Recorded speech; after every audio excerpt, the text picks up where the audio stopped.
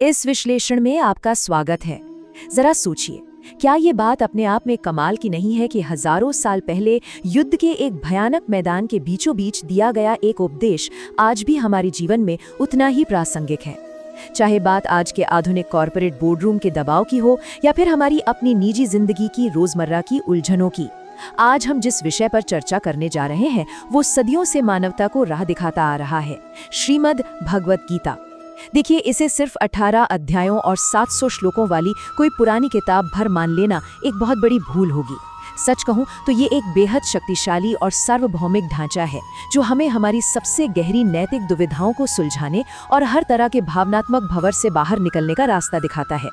तो चलिए, भ्रम से शुरू होकर परम आंतरिक शांति तक ले जाने वाली इस शानदार यात्रा के मुख्य पड़ावों पर एक नजर डालते हैं। पहला, जीवन का युद्ध क्षेत्र। दूसरा, शाश्वत अविनाशी आत्मा। तीसरा, कर्म योग यानी निस्वार्थ कर्म। चौथा, सच्चा त्याग और ज्ञान। और पांचवा, चंचल मन को वश में करना।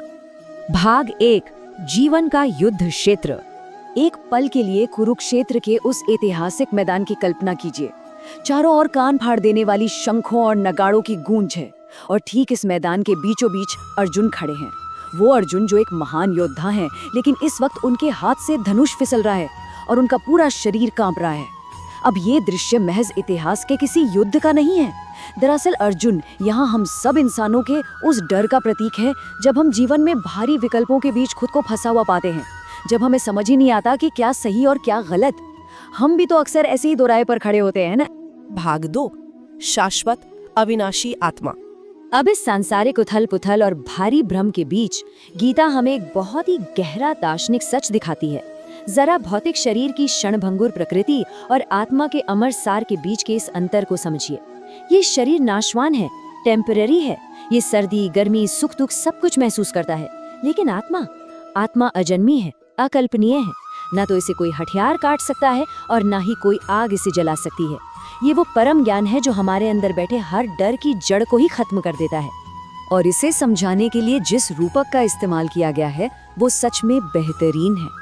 कपड़े बदलने का ये विचार कितनी खूबसूरती से पुनर्जन्म की बात को स्पष्ट कर देता है। जैसे हम पुराने कपड़े उतार कर नए पहन लेते हैं, बस वैसे ही आत्मा पुराने शरीर को छोड़कर नया शरीर धारण कर लेती है। ये एक ही झटके में इंसान के सबसे बड़े डर, मृत्यु के डर को पूरी तरह से खत्म कर देता है। भाग 3, कर्म योग, निस्वार्थ कर्म।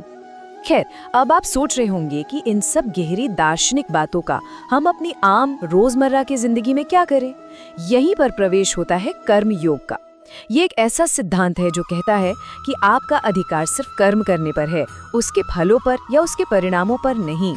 मतलब अपना कर्तव्य पूरी लगन और निष्ठा के साथ निभाइए, लेकिन उसके रिजल्ट्स क्या होंगे, उसकी चिंता या लालसा से खुद को एकदम आजाद कर लीजिए। और इस विचार को एक कदम और आगे ले जाता है यज्ञ का सिद्धांत। यज्ञ का मतलब सिर्फ आग में आहुति देना नहीं है। ये बहुत ही शानदार ढंग से हमें बताता है कि कैसे हमारे रोजमर्रा के काम, हमारी ड्यूटीज एक बहुत ऊंचे आध्यात्मिक बलिदान में बदल सकते हैं। जब हम अपने कर्मों को समाज की भलाई के लिए करते हैं और उसके फल को ऊपर वाले पर छोड़ देते हैं, तो हमारा हर छोटा बड़ा काम एक पूजा बन जाता है। तो फिर एक आम स्वार्थी इंसान और एक कर्म योगी के बीच में क्या फर्क है? एक अज्ञानी व्यक्ति हमेशा अपने अहंकार और अनगिनत इच्छाओं से बंधा रहता है, लेकिन एक कर्मयोगी वो पानी में तैरते उस कमल के पत्ते की तरह होता है। पानी में रहता जरूर है, लेकिन उसकी एक भी बूंद उस पत्ते को गीला नहीं कर पाती। पाप और मोह उसे कभी छू नहीं पाते, क्योंकि वो पूरी तरह से समभाव में रहता है, एकदम स्थिर।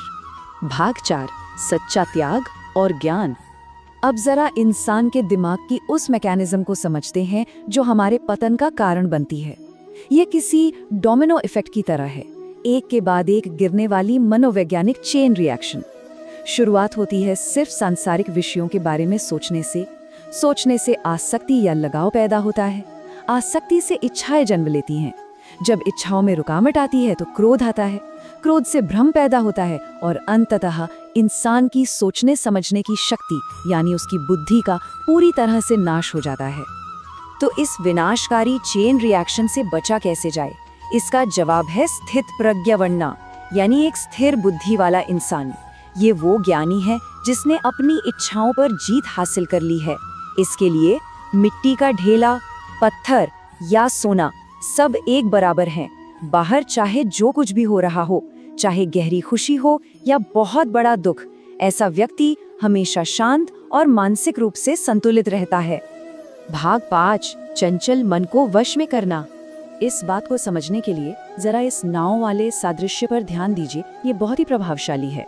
जिस तरह से तेज हवा के झोंके समंदर में एक नाव को अपने लक्ष्य से भटका देते हैं ना, बिल्कुल वैसे ही अगर हमारी इंद्रियां, हमारे सेंसेस बेलगाम हो जाएं, तो वो बड़ी ही आसानी से हमारी बुद्धि को भटकाकर हमें बर्बादी की तरफ ले जा सकती हैं। इसी भटकाव को रोकने के लिए ये कछुए का रूपक बहुत ही सटीक है। क्या करता है कछुआ? जैसे ही उसे किसी खतरे का आभास होता है, वो तुरंत अपने सभी अंगों को अपने खोल के भीतर सुरक्षित कर लेता है। एक समझदार व्यक्ति को भी ठीक ऐसा ही करना होता है। उसे सचेत रूप से अपने मन और अपनी इंद्रियों को बाहरी आकर्षणों से खींचकर खुद के भीतर सुरक्षित रखना होता है।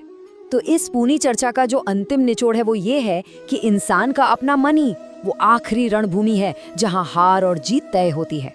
अगर मन आपके नियंत्रण में है, अगर आपने उसे वश में कर लिया है, तो यकीन मानिए उससे बेहतरीन दोस्त आपका कोई नहीं हो सकता। वो आपको परम शांति तक ले जाएगा।